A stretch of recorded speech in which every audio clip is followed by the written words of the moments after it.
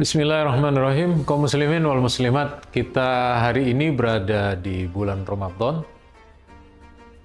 Saya akan mengangkat beberapa hal yang tidak ada kaitan dengan motivasi ibadah, bukan itu.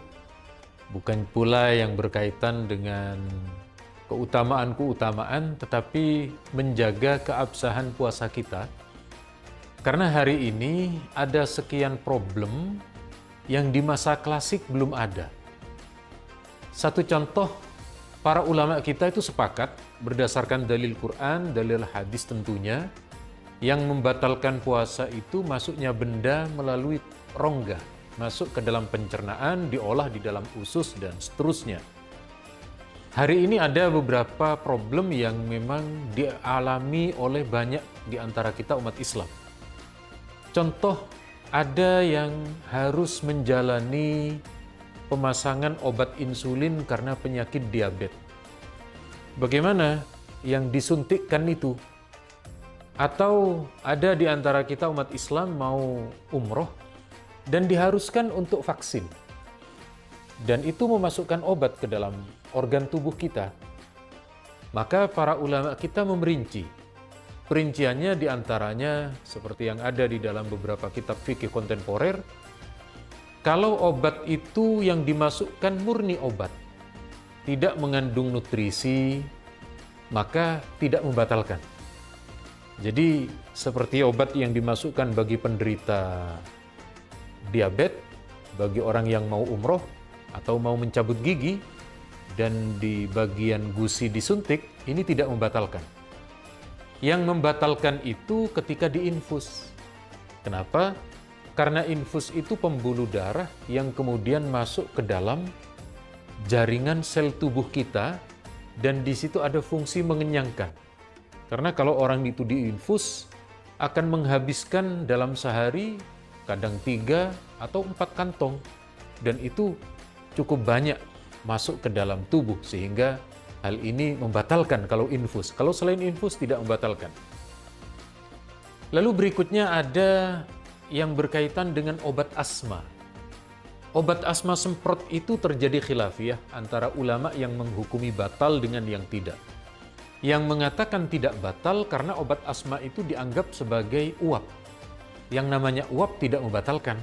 Jadi misalnya ada di antara kita, rumah kita dekat dengan penjual warung. Sore hari, asap warung itu masuk ke rumah, lalu terhirup oleh kita, maka tidak batal.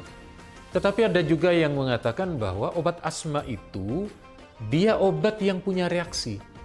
Buktinya orang yang sesak nafas lalu dipakaikan yang namanya obat asma, dia menjadi lega tenggorokannya. Berarti di situ ada benda yang masuk.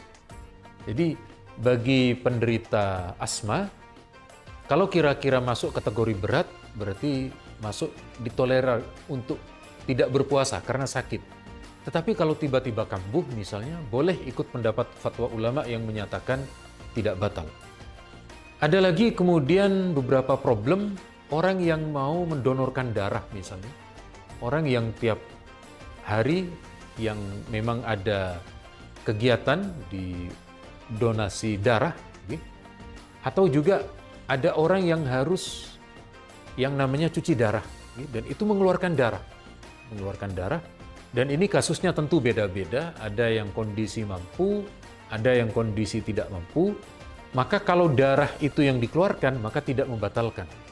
Karena ada hadis riwayat Imam Abu Dawud, beberapa sahabat itu menyaksikan Nabi saat berpuasa, Nabi pernah bekam, Nabi pernah mengeluarkan darah, dan Nabi tidak membatalkan, karena dalam bekam itu darah yang dikeluarkan, bukan benda asing yang dimasukkan ke dalam tubuh.